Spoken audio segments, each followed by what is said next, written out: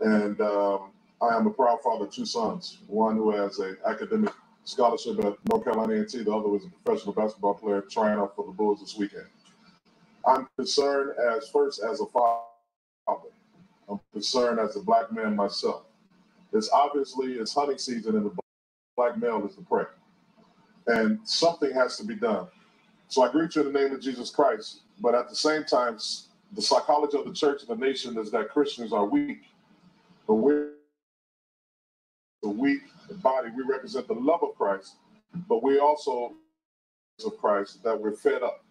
We're fed up being police, being stopped by police while being black. We're fed up for being gunned down. We're fed up for having Skittles in our hands and our lives taken. Now we have a book in our hand and our lives are taken. So it's obviously to me, you say all lives matter, but to me, it's obvious not the truth. Because if all lives will matter, Hispanics, Caucasians, Asians will be dying by the same white supremacy police force that we're dying by. So black lives does matter. And I come from a psychological aspect that I'm challenging all the Caucasian leaders across this country, the major pastors that pastor all over this world. Chances are that a white supremacist police officer or racist police officer won't come to my church. They probably have a chance to come to your church. And therefore, you need to use your platform to tell them that Black lives matter. It's not until you begin to speak up and voice your opinion and tell these people that are taking our kids' lives that Black lives matter. Welcome to a special edition of Worship on Wednesday. We are here with two of our very learned colleagues. We have Bishop Amere. He is here, and that's the video that you just saw, and that's from 3 years ago. We're going to discuss that. And also we have Bishop Orrin. And so I'm going to allow them to introduce themselves. They'll tell you who they are and what they do, and which is a lot. I'm awfully glad to have them here. My name is Karen Williamson. I am the lead servant of First Pentecostal Church of God at 5146 South Ashland Avenue. Thank you for coming. Bishop Amere, would you introduce yourselves to the people? I am Amere, formerly from Michigan, transitioned to Charlotte, North Carolina. Been here 45 years, and I'm excited about being on this live tonight. Thank you, Karen. Yes, sir. Appreciate you. I'm so glad to be with you tonight. Your ministry and all that you do in your community and how you bring awareness to the people of God is a tremendous blessing week after week. And so God bless you. And I'm excited to be here with the Honorable Bishop May tonight for this great discussion. Amen. Thank you so much. What is the name of your church in Richmond, Virginia? Oh, you know, my church is United Nations Church International of Richmond, Virginia. We've got a few locations, one in Charlotte, North Carolina, New York City, one in Fredericksburg, Virginia, and we've got a bunch of fellowship churches around the East Coast. Awesome. I absolutely love it. I am honored to have you guys on. So I was looking at the video earlier today, and what struck me is it's the same conversation we were having some years ago. Bishop says it's from about 3 years ago, and here we are again. Wow. I just heard the pastor of New Birth, Jamal Bryant, say we're at a funeral, but the issue is not being buried. So how now, I'll start with you, Bishop May, how now do you feel about having to come back around the circle, around the bend once again to talk about Black Lives Matter in this manner? Well, I thank you for this opportunity. God bless Pastor Pullins and all the work you all both are doing. It's an amazing privilege and honor to be on the same platform. I think we have ignorance on steroids. I think we as the people and the plot of America, I think we're going to face this again. I think it's going to be continual until we as God's people and we as God's chosen people begin to make some decisions that's going to cause us to separate from this systemic racism realm. Not only just separation, but I'm talking about a mental separation, economical separation. And until we discover who we are, we are always going to be enslaved, always gunned down. We're going to be always devalued in life because, quite frankly, we don't understand who we are. We are some true niggas, N-E-G-U-S, kings. Okay, start it up soon. Just we start it right up. That's who we are, N-E-G-U-S. That's where we kings and queens from Ethiopia. And even from Christianity over from Ethiopia, when the Christian apologists went to war to defend the war, we knew God before the Europeans and the Quakers brought us over here. We knew God before we knew Europeans. We knew God. We always had a God conscience. But now we're taking on the nature of other cultures. You know, we were brought over here. We always honored our children. We always honored our mothers and fathers. We always had a God connection. There were certain things Black people did not do. Yeah. But you know, I was telling my mother today that the word said we were born into sin, shaped into iniquity.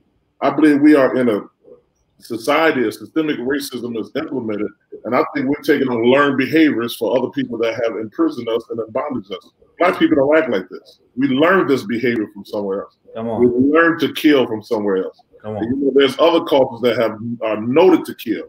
You're talking about looting. We're talking about people are looting Walmart store or Target when you looted a whole ethnic race.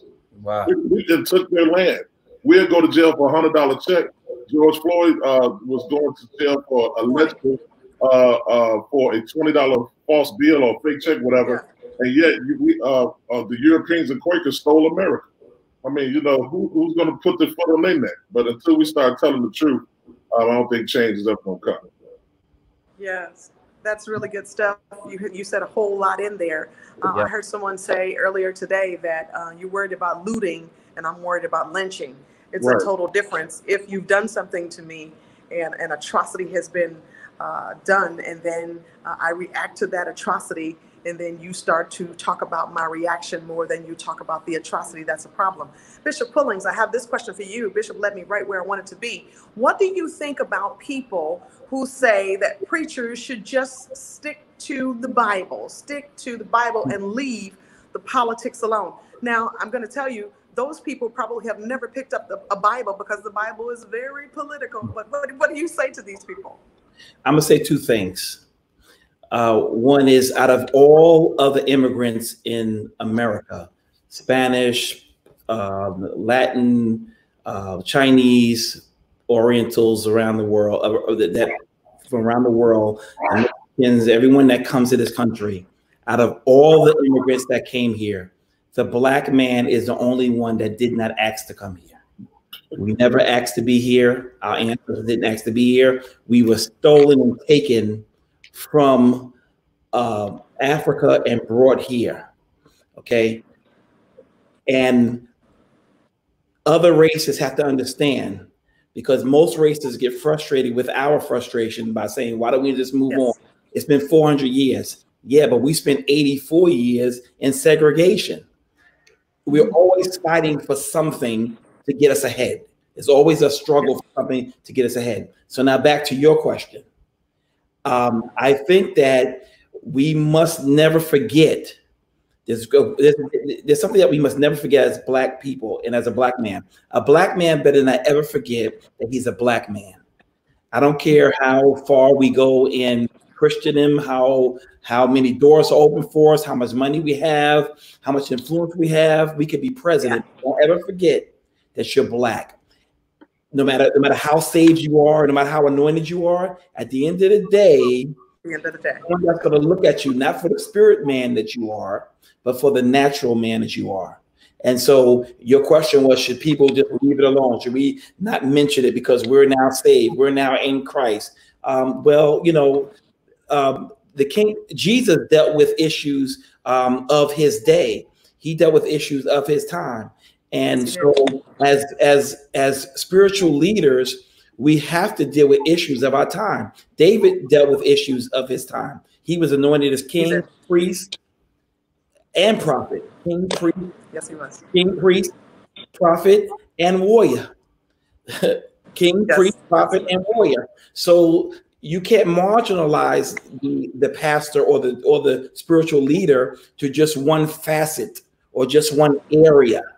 I believe that we must dominate. We must have a voice on all spheres of this world. We have to have a voice. That is Christ's intention, for us to have a voice on all spheres, in the business world, in the secular arena, in the marketplace, as well as in the church. So we cannot limit ourselves to just stick to being a Christian, stick to praying, stick to this. And it hurt me how some Christians never had a word to say about the death of this young man that just was his life was brutally taken by these 4 thugs that held him down in the street. Nobody said anything, but when they start robbing stores and breaking in doors and burning precincts, and all of a sudden people that were quiet are talking, you know, because it seems like this culture is more interested in collateral damage than life, and life is everything. Yes, and I've seen that as well, where the only thing that gets the attention of some is a dollar sign, and that's very unfortunate.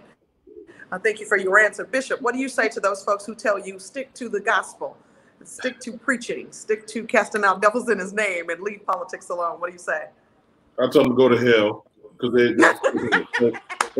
right. And then what do you say, Bishop? Well, Jesus came to annihilate the political agenda of the Romans and the Pharisees, Sadducees, and the Eastern Jews.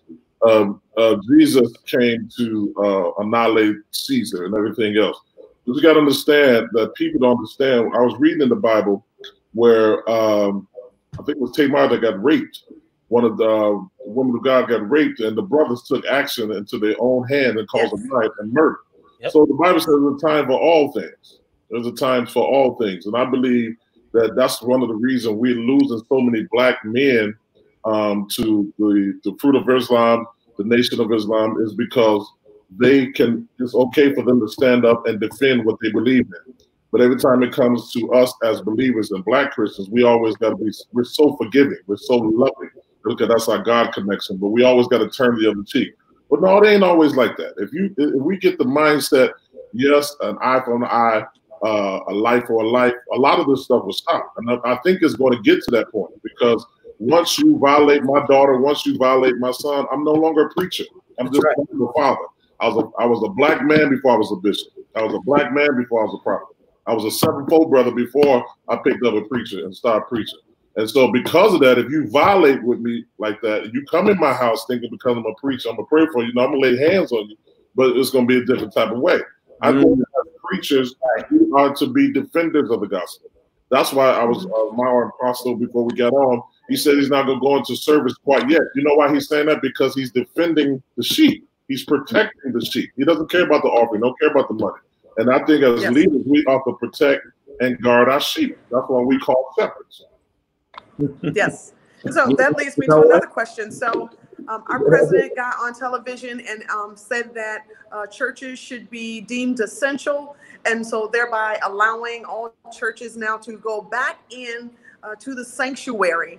And we had all been, or most of us had been online. How did you all feel about that? And did you take your people back into the sanctuary at the sanctioning of our president?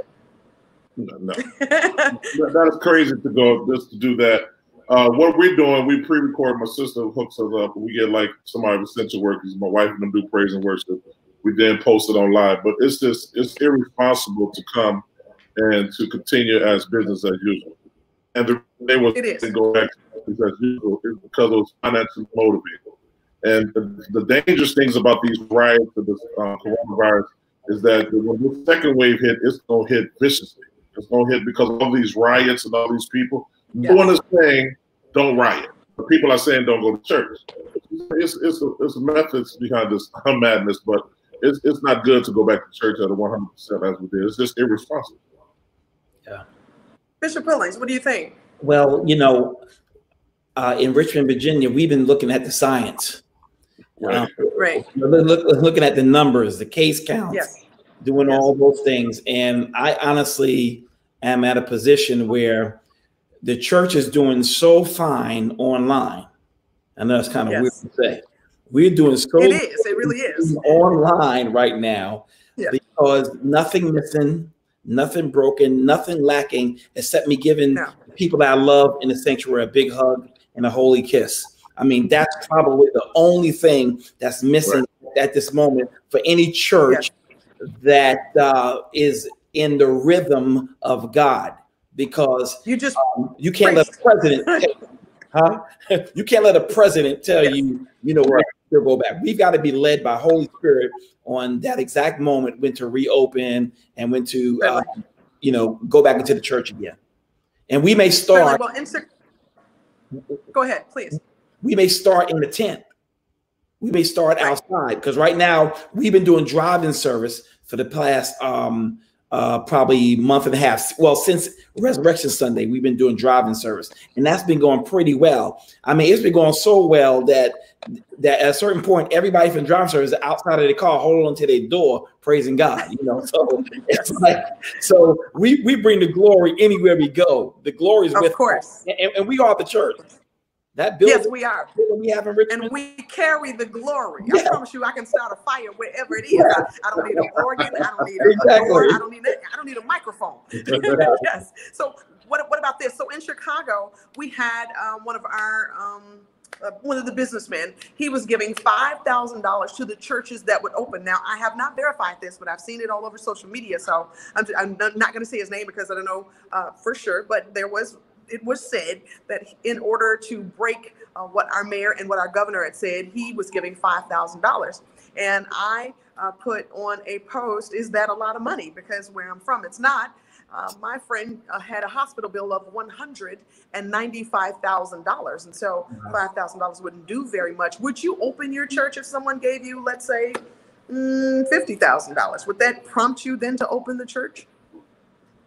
This is not a financial issue. This is a health issue. You can't spend it. So the answer to that, it would be absolutely not. What money would cause me to risk people's lives? Exactly. That's the same thing I said. I don't understand how now we are relegating a church service to dollars. And so listen to this. Being at home, I'm reaching more people than I reached at church. Wow. I'm getting thousands more people to watch. I'm reaching more people. I'm helping more people. More funding is coming to me, and I'm barely asking for it. You want to know why? It's not a come on, get in this $1,000 line. I haven't asked for a $1,000 line yet at my church or online. And, you want to know God, why? Because the church is not shut down like you think. Talk to me. The church is open. We've just been deployed. We just been. It's still going. Yes, it is. We've just been positioned ahead of time into our future. It's a future test run to tell pastors and churches all over the country to get your media together, get your online together, Get all your technology together. This is a technological generation, and a lot of churches have been backlogged. The church is always decades behind, at least 10 years or more behind, probably 20 years behind corporate America. Yeah. So it's telling all the churches and all the pastors, get your technology together. Don't waste your money in decorations. My first church in Richmond, Virginia, we spent money in moldings and gold leaves and trimmings and all that stuff. Yeah. When we got our new church in 2018, I mean, we just painted the walls and everything else went digital after that. We don't waste time with folders and posters no more. We put them on little display monitors so we can change them up. So it's good on the environment. So we've got to get, the church has to move to the future. We've got to move ahead of time. We got to move so that corporate America is looking at us for the next move or the next shift. I don't want us lagging behind technology, lagging behind other industries. We should be ahead of the industries. We should be ahead in the marketplace. We should be the one that they look to. We are the salt of the earth. We're the innovators.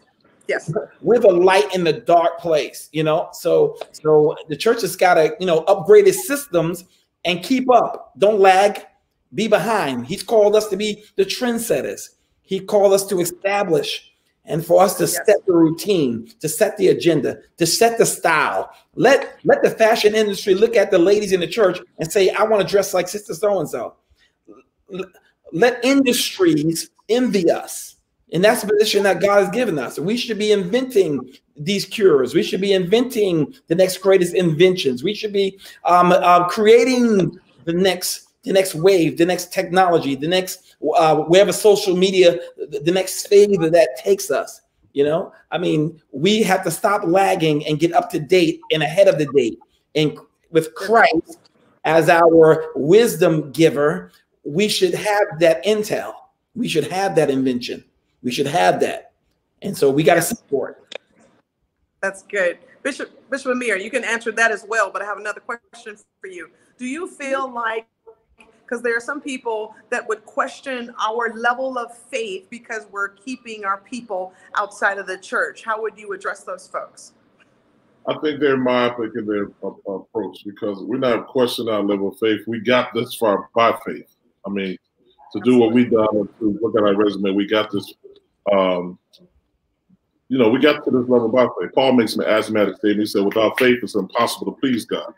And so we don't have to prove our faith. We've been proven that we do have faith, particularly if you're dealing with Black folks anyway, on a day-to-day basis. You have been proven, that we have unmeasurable faith. And we'd have nothing to prove. This is not a time to be proving anything to anybody. This is a time to be hearing the voice of God and to be led by the Spirit of God so the people of God can be safe. We have, proving something to somebody shows your likability, your identity. You don't know who you are. When you know who you are, you do what you do and don't worry about anybody else.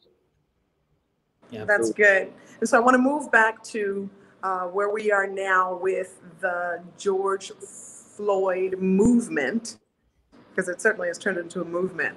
Both of you are fathers of sons.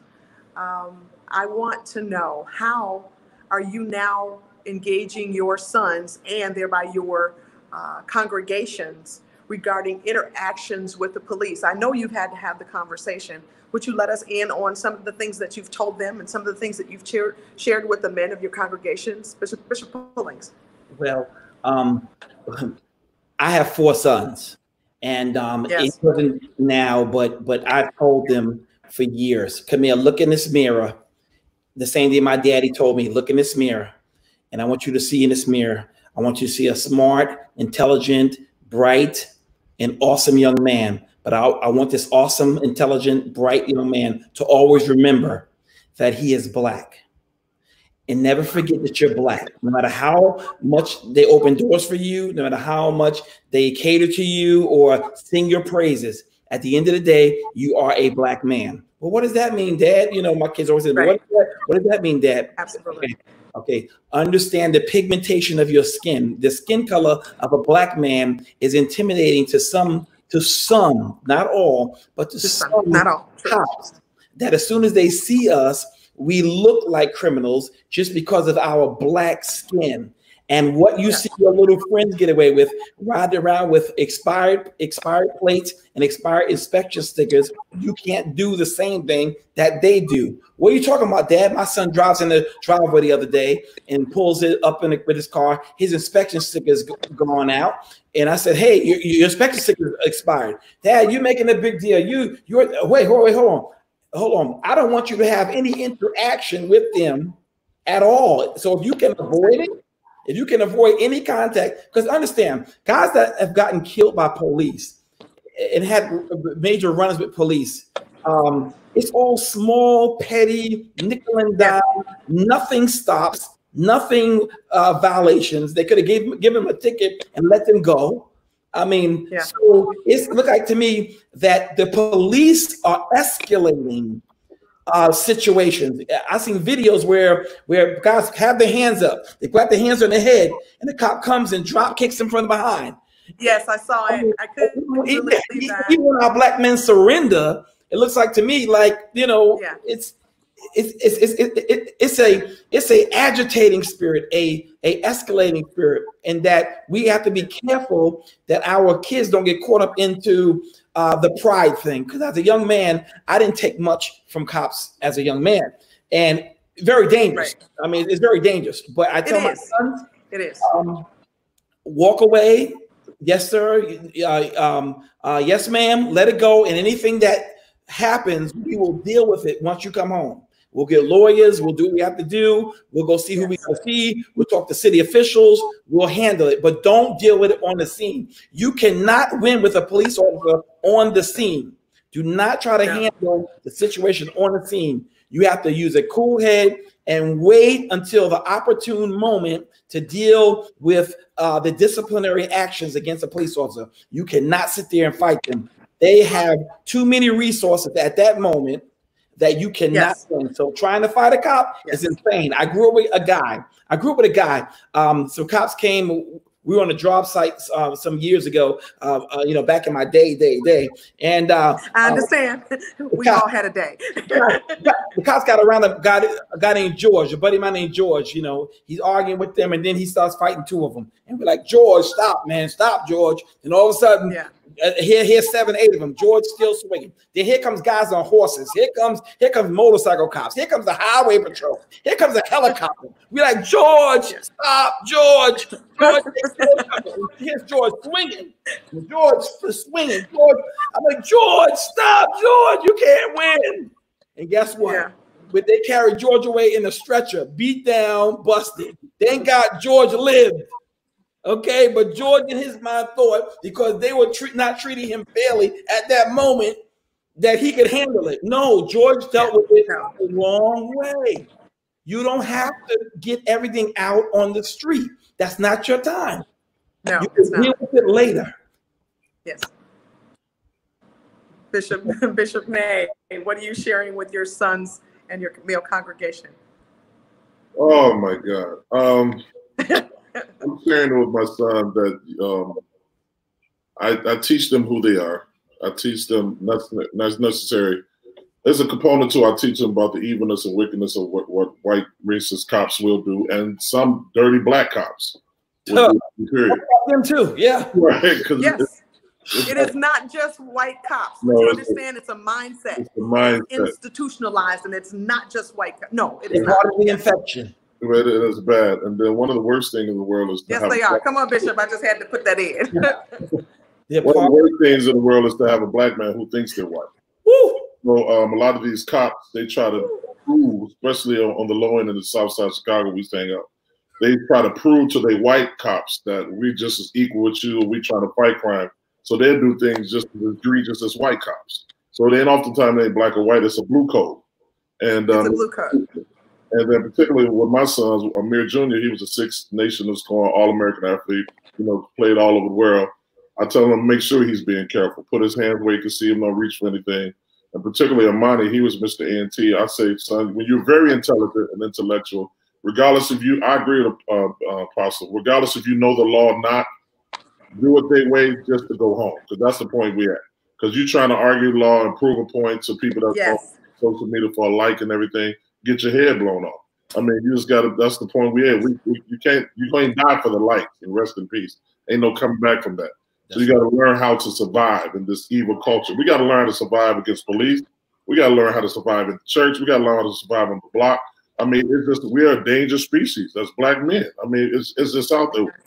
People trying to get us in the church in one component. People trying to get us on the street another component. Then the police is trying to get us. But you know what? God is going to preserve our life. That's and I also tell myself, He has for all these years. Yes. Yeah, he has preserved our life. And I teach my son. I tell him everybody's not your friend, black or white.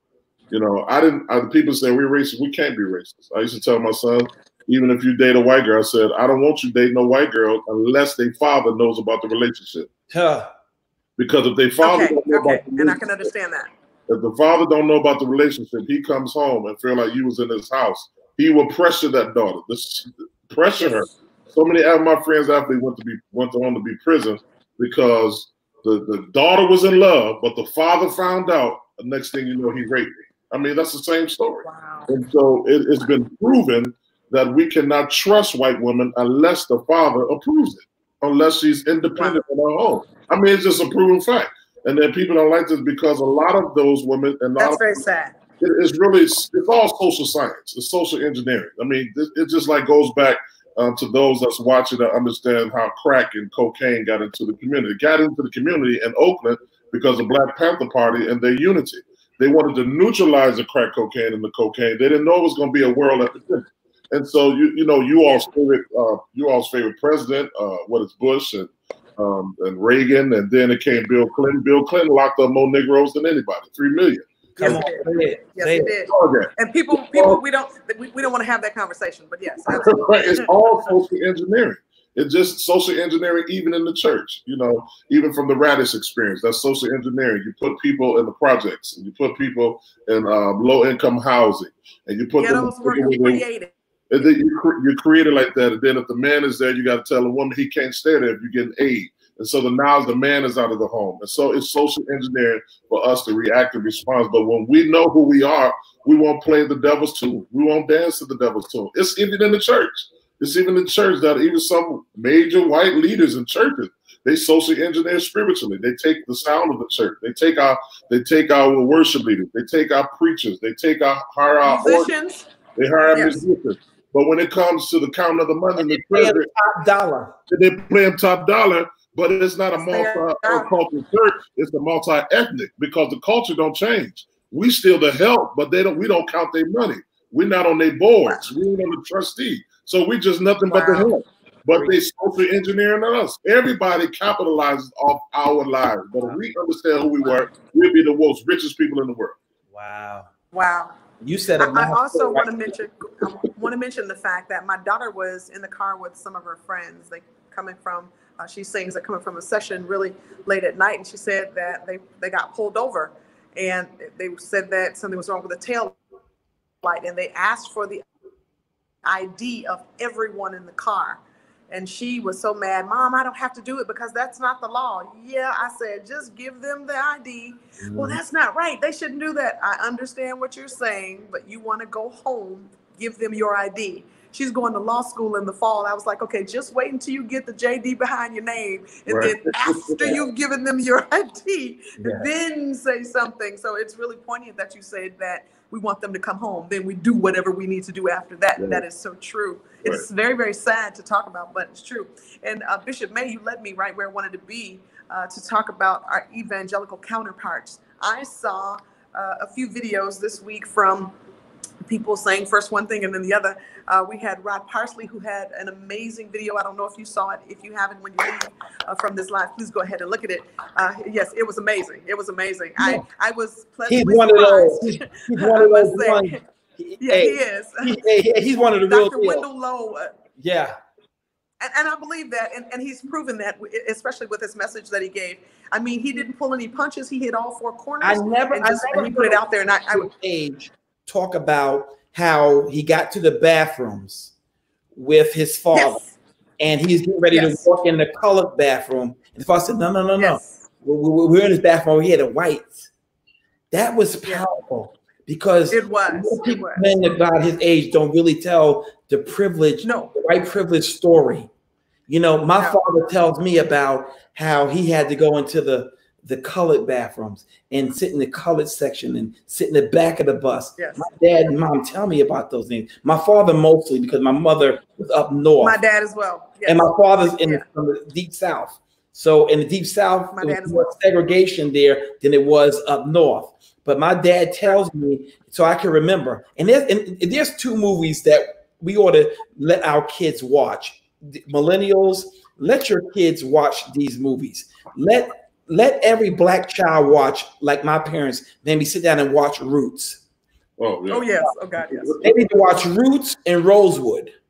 Roots for the history, Rosewood for the indignation, and understand how how they took from this black community called Greenwood. Yes. The movie's called Rosewood, but this black community called Greenwood, how they took and just their jealousy, because that community was actually given stuff after the first war and after coming out of slavery. You know, they were empowered, the Black Wall Street. So our young people need to really connect to their history. And it looks like these millennials are leading the way, even with this march. A lot of marches around the country, they're all young people. And here's what bothers me the most: mostly white. What's that about?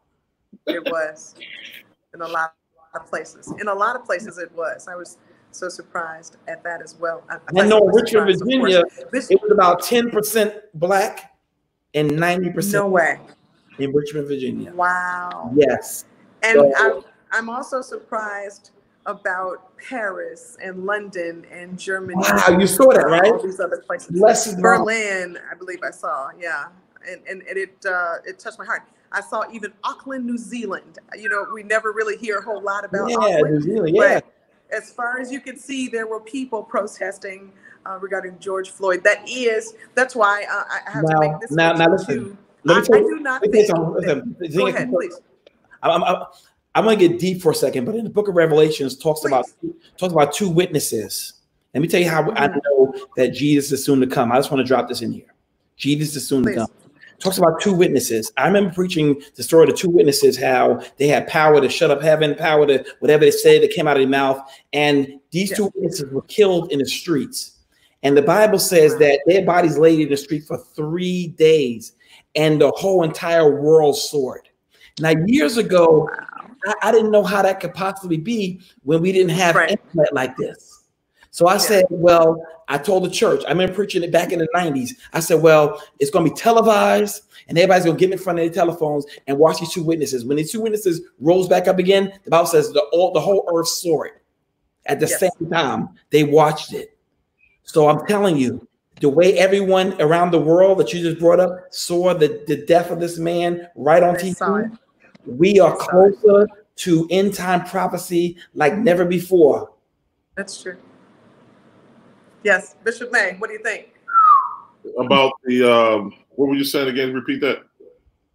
We're talking about end times, everybody from around the world taking part in this George Floyd atrocity, and talking about the fact that, and I want to make this point too, women are also being misjudged, being beat up by officers. Did anybody see the video of the officer just beating the woman, the black woman, in her face? Yes. In her face. Did anybody see the video when the police officer was tussling with the woman and just pulled his gun out and shot her? And then did you see the video where the man comes out, a white man comes out with a hatchet, swinging it at him, and the two cops run from him? Never did they pull out their guns. Never did they do it. Just it's a difference. Not surprised. Yeah, it's a difference. Bishop May, you can give your comments. It's a major difference, and I think it's also somewhat of a distraction. I'm twofold on this. I'm twofold, and I know this has been happening before it was revealed to me, that I think a lot of these protests also have been infiltrated by white supremacists. I don't believe Black Lives Matter is putting all these buildings down. I don't think black people are. We're not going to the zoo. No. We're not going to the zoo and letting out a hippopotamus. I think they have been infiltrated, and so we have to. Not burning the precinct down either. Right. And guess and the fire probably started in the evidence room. Right. Yes, right. We understand that according to eschatology, I believe there is the end time. And I think the end time is going to be a great revival. And I think it's going to start with the people of God coming together and joining together. But as you begin to see, and my son was talking about this, we have a millennial group. I think, and I've been saying this, and I'm right, pen it before I just preached this Sunday. I think, and for a fact, that came and hit my spirit. A lot of people looked at me like I was crazy. I said, we need a new Jesus. They looked at me like I was crazy. I said, we need a new Jesus. Right now, yeah. I'm looking like that right now. You're looking at me right now. Like you said, everything that we was created evolves. Everything that God creates, evolves. You all still serve this Michelangelo da Vinci Jesus with white hair, with long blue eyes, with white pale skin, and you present it to us. And if people say, well, that don't matter, it don't matter what color it is. If it didn't matter, why did you allow that Catholic Church, the painting about the 1949, I think it was in Chicago, that hung this picture that changed the trajectory of this deity? If it didn't matter, why did you change his face? Why you didn't write it according to Revelation 1, 14 and 15? Yes. So that's when I said we need a new Jesus. We need a new presentation of who Jesus was. We need to tell this young generation, look, Jesus wore locks just like you. Listen, Jesus hung out with thoughts just like you hanging out with thoughts. Yes. Jesus hung out with wine bibbers. Matter of fact, he hung with people that drunk Patron and everything else. That's why they called him a wine bibber. But we present Christ as this white guy, this passive guy to come to save the world, and that's not true. And they are learning. Everything we want to know, they can Google their phone right now. Whatever they want to know, they can find out the real epignosis, the knowledge of God. And we sitting there teaching them that Santa Claus is this black German with a red suit. And they discovered that this is all a lie. That's why they don't want a part of us. When you teach the truth and you tell them, listen, Jesus is a black man from the hood, from the ghetto of Nazareth, just like us. He was the original boys from the hood. They identify, all right? And then they can come. That's why I said we need a new Jesus. And when I first said that, my mom said, what? I said, yeah, we need a new Jesus, because the one y'all presented to us and the one you all told us to worship, it ain't working. How would this guy, why do you explain to a mother that their son get gunned down in the streets of Chicago? And then we say, well, where was God at? We said, well, here's this old blue-eyed Jesus y'all worship. No, it ain't like that. You can say, listen, you experienced the same trauma you experienced. And a matter of fact, when he was headed to do his sentence on Belle de la Risa Road, it was another Simene, another black man that helped carry his cross. And so we need to the code for a government-sanctioned death. His death was sanctioned by the government. It's sanctioned by these crooked Italians and these crooked people. And then we teach them and we connect them to their ancestral heritage and present Jesus this way he was. Don't try to have no fictitious Jesus. Then the people can take some pride. This generation is they're about that life. This generation, I was in the land on the front line. They're not afraid of anything. I don't care. Y'all talking about the church got a problem with gay folks. The church got a problem with fornicators and those that smoke weed, but they have more technical fortitude than people in the church. If you get this generation saved, you have a new army. We don't have a problem. The church doesn't have a problem with homosexuals behind closed doors. We just have a problem with them out front. You can have a problem with nobody's self-proclivity. It's all fornication. It's all sin. But to get them saved, we want to judge and wait on what's worse than others. No, let me tell you something. When a person decides to be who they are, that's the nature and the result of the love of God. God loved us so much, he made us a little Lord and angel, made us little G's, made us little gods, but we can make our own decision for our life, but we're going to have consequences. If God died for me to give me the propensity to make my own decision, how when I come to church, you take that decision away? You can't do that. You just got to preach Jesus, preach the love of Christ, and let God do his work, and at the end of the day, the church will grow. That's why they go to white churches and not our churches. They just gonna present Jesus. Y'all want to present how they wear, what they dress. You all in their bedrooms. You all in their living room. Get out of their house and just preach Jesus. My grandmother used to say, she said that if you're praying against a man's will or woman, that's witchcraft. She said you cannot do it. And so it seems that in the Black church, we are a little bit more controlling. Can I say that? Yeah. In that we do a whole lot of things that doesn't have anything to do with serving God and has more with serving man. And I believe that. And anybody in the comments, you guys tell me if I'm talking wrong. At the end of the day, now in the natural, it's about I'm proud to be a black man. But when it comes to the spirit realm, if I look at a white pastor or I look at a white child and say that white man or that white pastor, that's not God.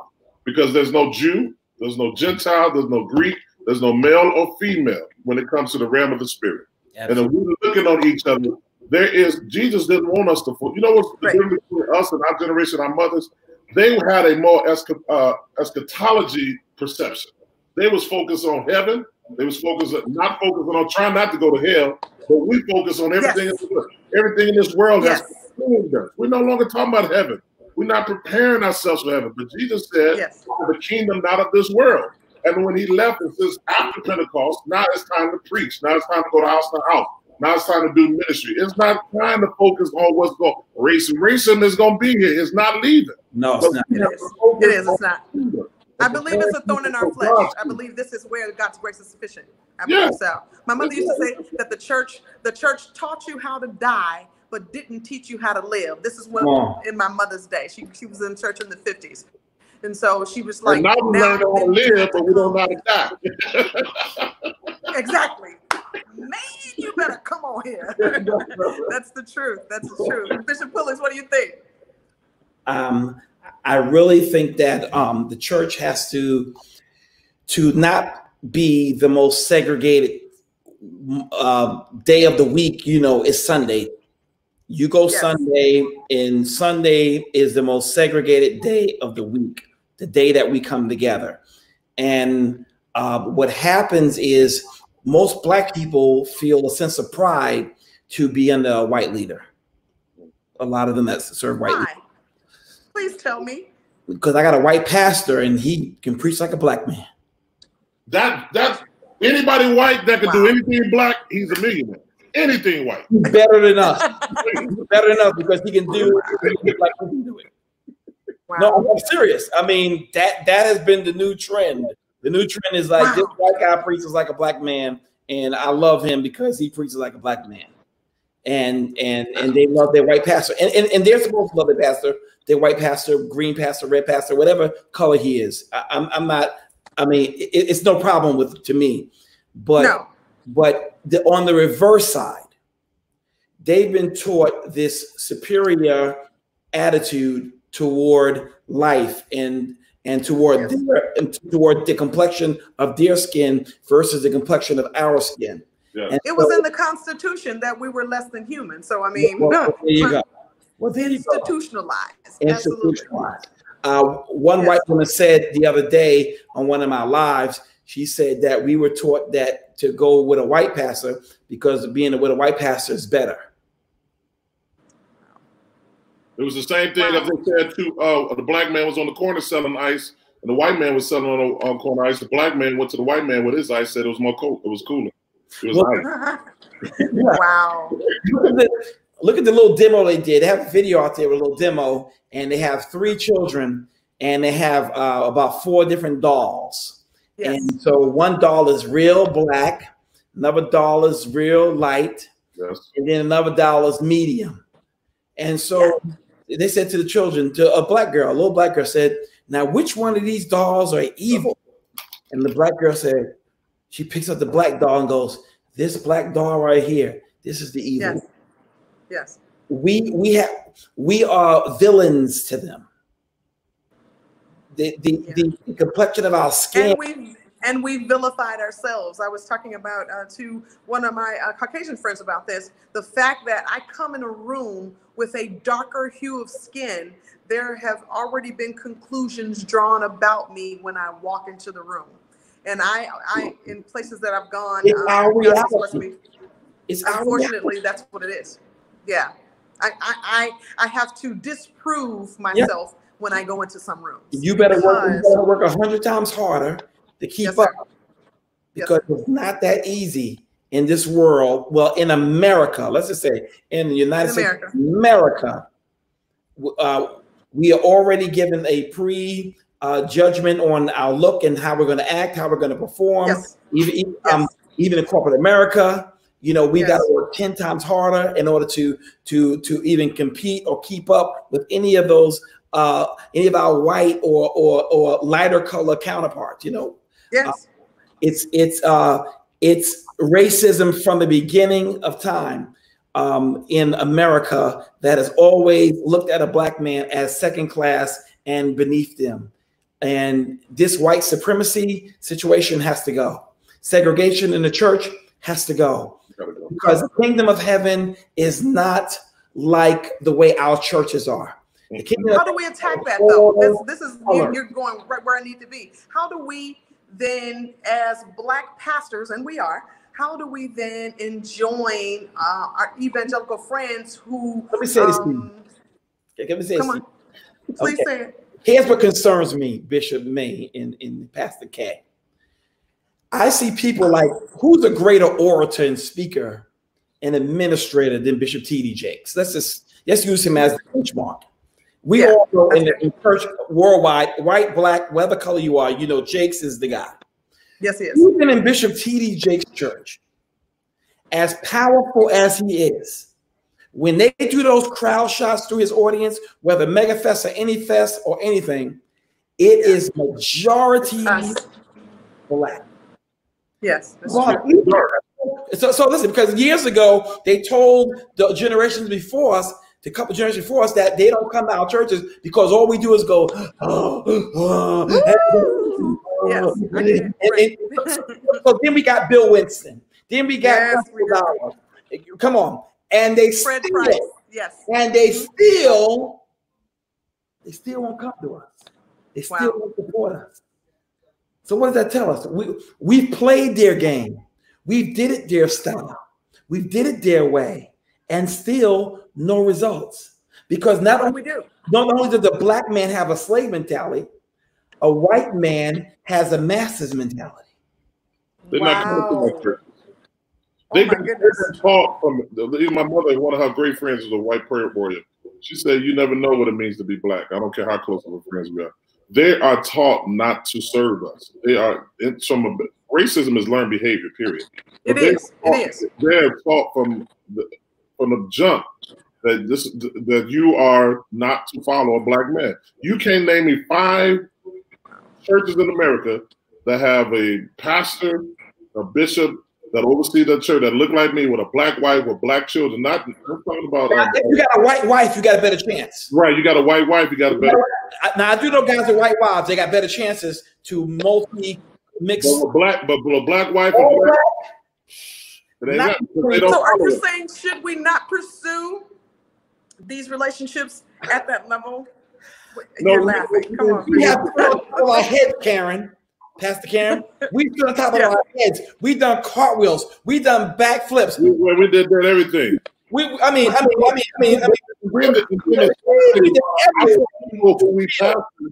Our people who we pastor don't understand the dynamics of ministry. And when we birth a ministry off the ground, most of the time they understand that, like Steve Furtick, he started off with $500,000 a budget. We started off with the money that was in me and King's pocket.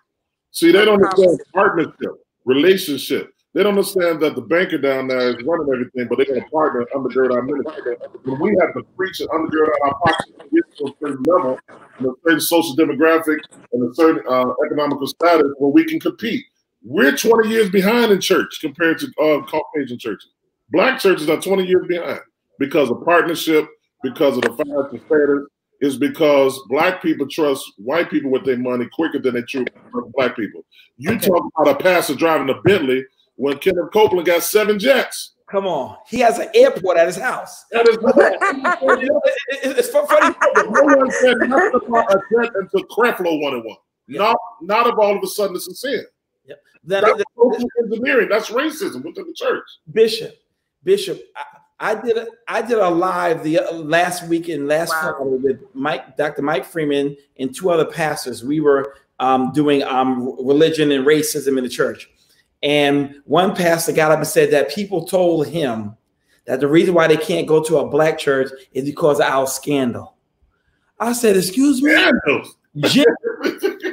3 J's, ready? Jimmy Swaggart, Jim Baker, and Jim Jones. Close the door. There's nothing else to say. But you know what? I got to say this. In the opinion of my white brothers and sisters, this is what the black church has to. But watch this. I'm going to throw a monkey wrench. Come on. You don't see no white Larry Reed shows in the white church. No. You don't see no church where a white person talk about their scandals. But it's played out on TMZ because Jim Baker and Jimmy Swagger was on Nightline every night. Right. I lived through that. I saw it. And then you don't see them getting on there talking about their pastors. Now, when white pastors fall, there was a guy in my city in South Haven, Michigan, we ran on the lake. They resigned. So 18 and he resigned and got appointed to another church the next week. Yeah. 800,000. Black pastors hold on to the last string. Yes. Because we know we'll not sit down for 5 minutes. We won't get another chance. No, that's true. And I want to make it clear tonight. I want to make it clear. Jim Baker got out with a TV show.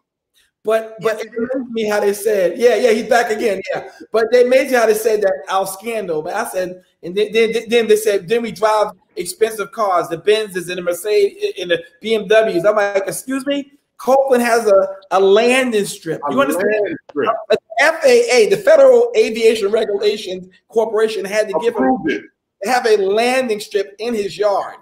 Yeah. No one said that. The Creflo on the jet, everybody they was just going crazy. They was on the Steve. It was a problem. But why he deserved it? When you hear his testimony, he deserved it. Right.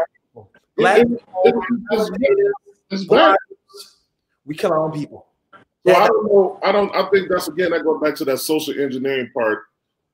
Black people hate to see the prosperity of other black people. It's something. You think so? What?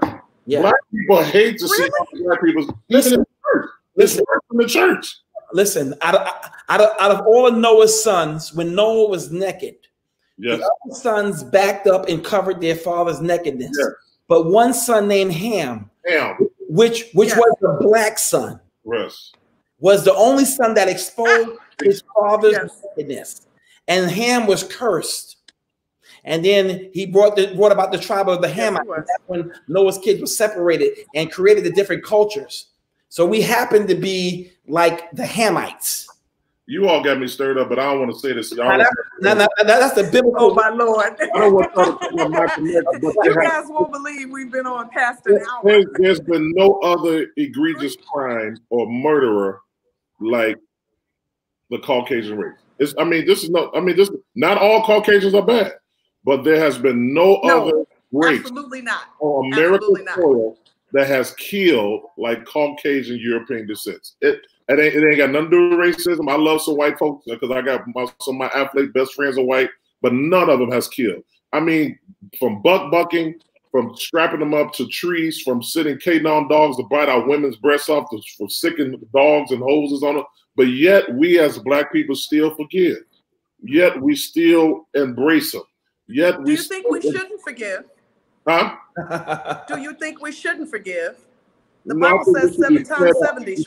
We ain't got no choice but to fear according to the scriptures. You got to give 7 times 70 in one day. But you don't have to continue to allow them. I believe this is my point, and I'm glad you brought me on there. This is not Bishop Owens' this theory. This is not to separate y'all from the I believe there needs to be a period of separation to get us together before we can walk with somebody else. How can we walk with our oppressors? And you're the reason we in this mess. So I think it has to be a level of separation. Stop asking for Joel Osteen to speak for you. He can't relate. Stop asking for Jimmy Swagger to speak for you. Let's speak for ourselves. Where is now in the 60s and our mother's generation, they had a leader. They have X and they had King. Who do we have? Yes. We need somebody that can lead this army where we can go forward. I was having this discussion, and Jesse Jackson has been diluted. Yeah. So people, and somebody, I saw a post, one of my friends, Facebook friends said, where are the pastors? And I wanted to say we're the same place that we were, but you guys don't come here. And so now Operation Push has been in operation for decades, and they have not stopped doing what they do, decade after decade after decade.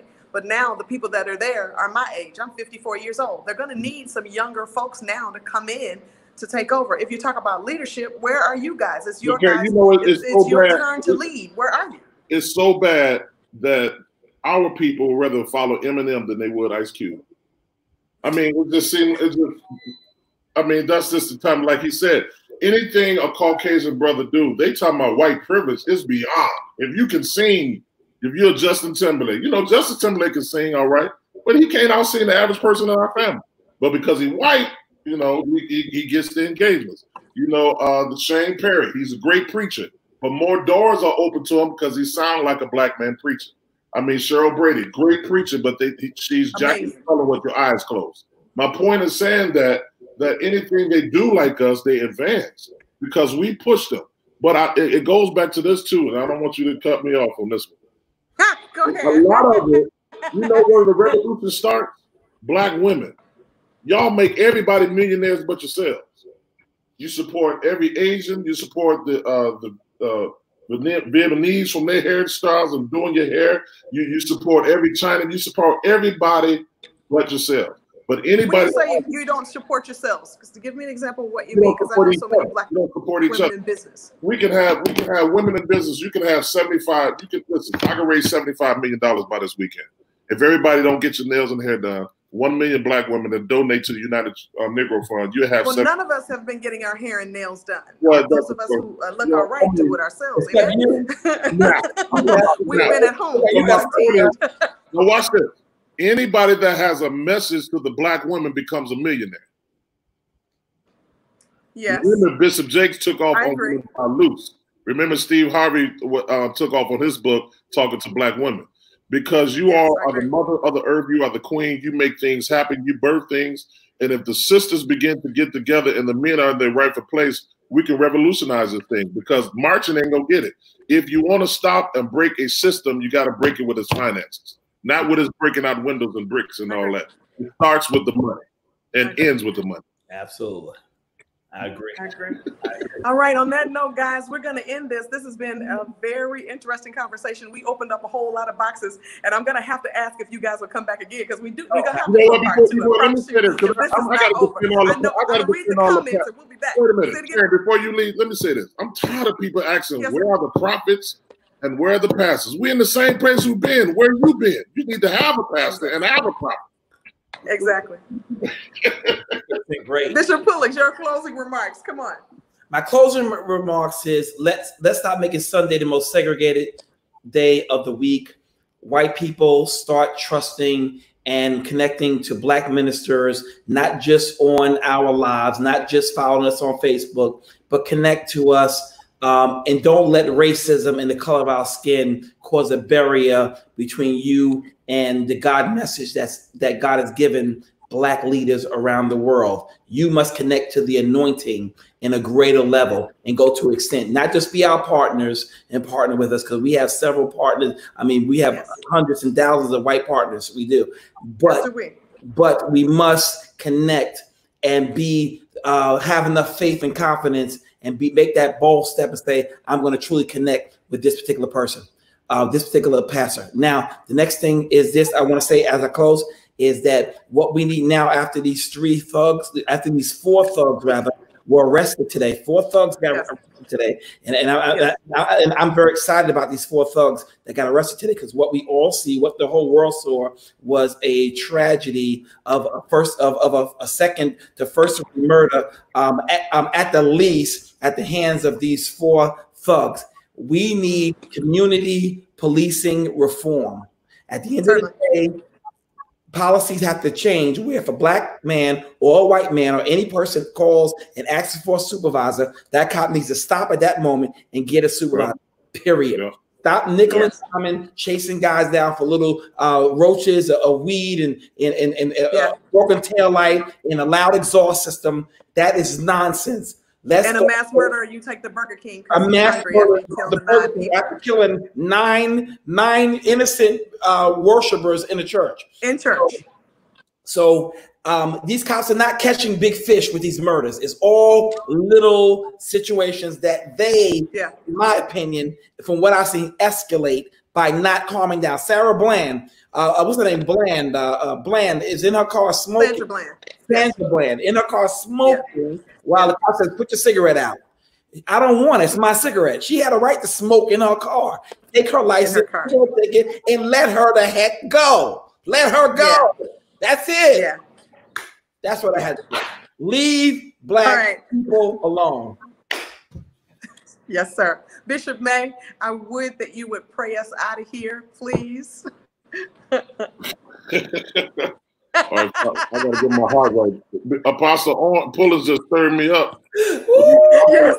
Put my first up, and now you talking about prayer. Power to the people. Yeah. Well, we're gonna pray. But you all, before we end this prayer, this has been a wonderful broadcast. This has been very informative. You got your information, you got your knowledge and your wisdom, and you all need to sow into this ministry. And I'm sure the Cash App form. She didn't ask us to do this. Where's it at? No. I got so much. Yeah, what are your cat? Dollar sign FPC Chicago, but I did not ask for it. We thank you guys for whatever you give. But we just want to make sure we be a blessing to her in this ministry. We're excited. And I believe I speak the sentiments of Apostles' words that we do need to connect to further the kingdom. And I'm good with if you don't trust us. Just give me your connection. Give me the connection that I have the resources that you have to build my schools and pastor the people that I pastor. And we all gonna go to heaven because after all, God raises up a prophet out of the prophet's neighborhood. All right. So I'm excited about all that. So Father God, we thank you for this night. We thank you for this powerful woman of God. We thank you for our godmother, Apostle Bernice, God, even praying with us tonight. Thank you for the Orrins, the Pullings, God. We ask you to look upon them, strengthen all of us as we do ministry according to your will. We pray for all of our pastors, white, black, whatever their cultural persuasion is. We ask you to strengthen them in during this pandemic times. God, we think this is going to be the greatest time that the church has ever saw. We are still the church. The building is closed, but the church is still open. And God, we give you praise and we give you glory and honor.